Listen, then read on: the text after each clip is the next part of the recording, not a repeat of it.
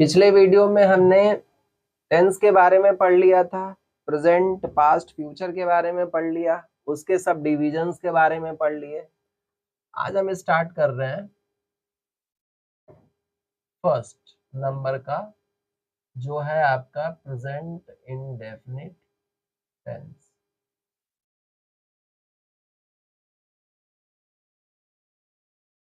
चलो सबसे पहले इसकी पहचान देख लें भाई। ट्रांसलेशन करेंगे तो पहचान आना चाहिए। जब तक पहचान नहीं आएगा तब तक हम ट्रांसलेशन कर नहीं पाएंगे। तो पहले पहचान की बात कर लेते हैं। कैसे पहचानेंगे कोई दिया हुआ वाक्य किस टेंस का है? तो पहले हम इसके पहचान पे जा रहे हैं। ठीक, पहचान क्या है?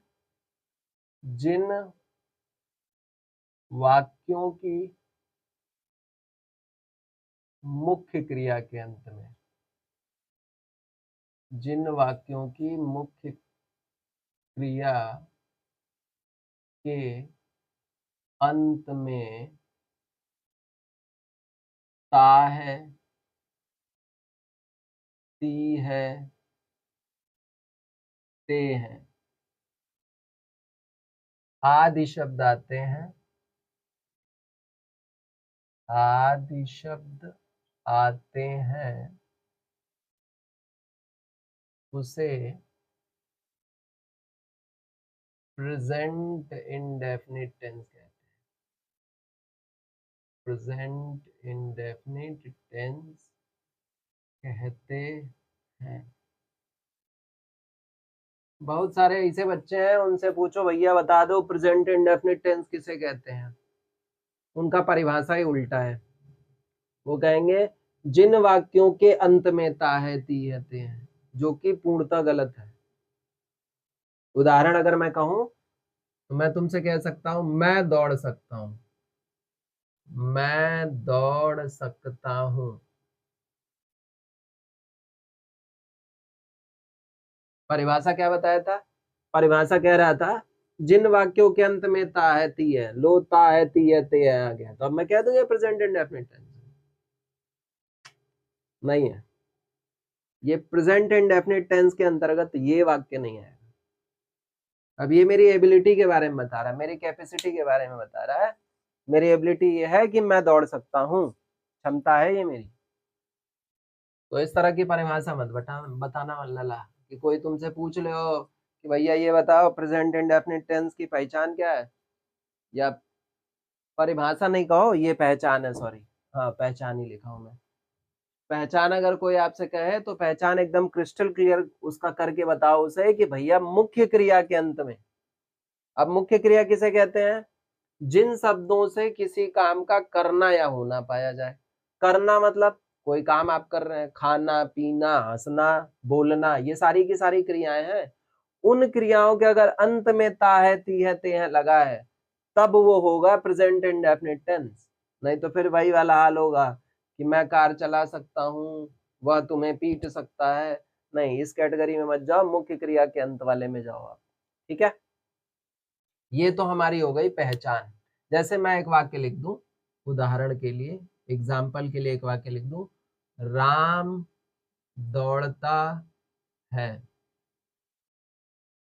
बहुत सिंपल सा कॉमन सा वाक्य है, राम दौड़ता है। अब देखो बेटा, दौड़ना एक क्रिया है और इसी में लगा है ता है, तब बना है दौड़ता है। दौड़ता है ऐसे बना है, इस ना को हटाया और ता है जोड़ दिया। ठीक है, तो ये ध्यान रखना, राम दौड़ता है। सीता आगरा जाती है, तुम मुझे पढ़ाते हो। मुख्य क्रिया में बस जोड़ो आप। चलो, ये तो हुआ उदाहरण, एग्जाम्पल की भी बात हो गई।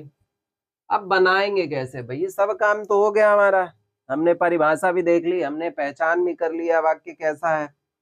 अब सबसे बड़ी बात है हम पहचान कर लिए, तो अब हम कैसे उसको ट्रांसलेट करें। अब ट्रांसलेट करने के लिए एक स्ट्रक्चर याद करो। जब वाक्य अफर्मेटिव हो, साधारण वाक्य है, ठीक, राम दौड़ता है, अफर्मेटिव का स्ट्रक्चर कैसे बनाओगे? सबसे पहले सब्जेक्ट लिखो, फिर क्या लिखोगे आप, मेन वर्ब लिखो। मेन वर्ब में क्या लगाओगे, यस या यस, और प्लस लिख दो आप ऑब्जेक्ट। ये रहा प्रेजेंट इंडेफिनिट टेंस के अफर्मेटिव का स्ट्रक्चर। ठीक है लला, ये स्ट्रक्चर याद रखना। सबसे पहले सब्जेक्ट, बहुत सारे बच्चे हैं सब्जेक्ट कैसे आइडेंटिफाई करें सर, नहीं पता है। देखो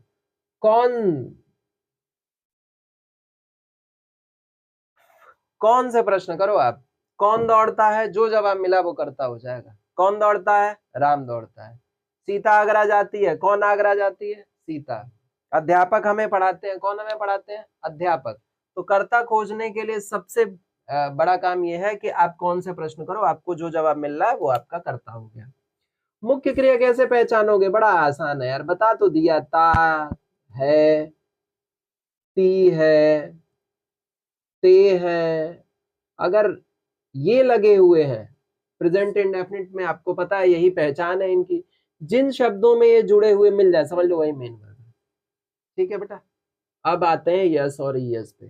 तो याद रखो, जब कर्ता, कर्ता बोले तो काम करने वाला, सब्जेक्ट लिख दे रहा हूं। जब सब्जेक्ट सिंगुलर हो अर्थात एक वचन हो, जब सब्जेक्ट या जब कर्ता सिंगुलर हो, तब क्या करोगे, मेन वर्ब में यस या यस लगाते हैं। अब तुम कहोगे अरे यार आपने बताया यस या यस और फिर कह रहे हो करता एक वचन हो तो यस या यस लगा, कैसे पता चले यस लगाएं कि यस लगाएं। अब इसका भी क्लैरिफिकेशन आपको दे दे रहा हूं मैं। लगाते हैं यदि मेन वर्ब के अंत में क्या आ जाए, वॉवेल आ जाए, सी एच आ जाए, एस एच आ जाए, तो हमेशा आंख बंद करके ईएस लगाना।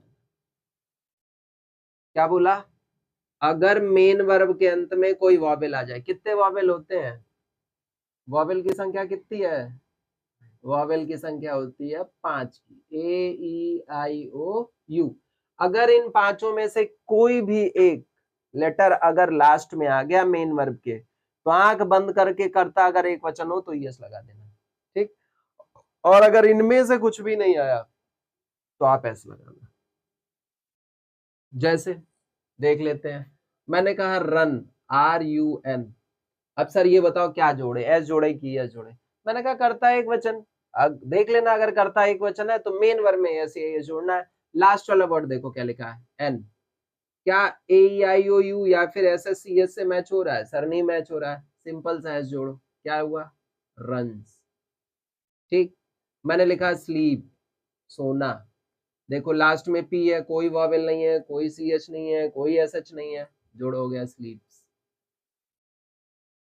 अगर मान लो करता एक वचन है, मैंने कहा गो, देखो लास्ट में वो आ गया, वॉवेल मैच कर गया, अब मैं आंख बंद करके क्या जोड़ दूंगा, यस, तो क्या हो गया, गोज।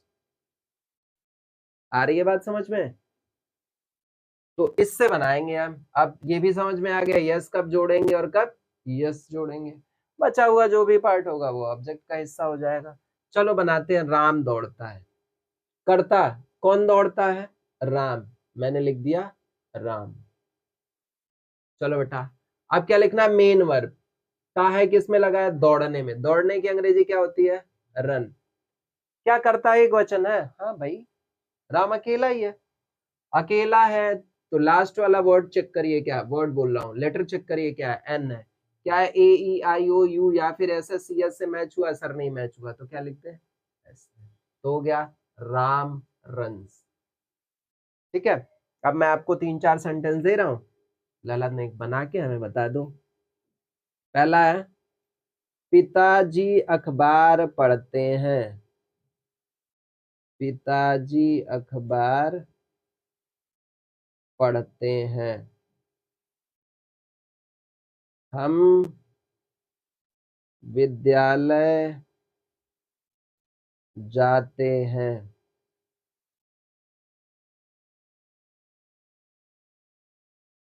बच्चे कक्षा में शोर मचाते हैं।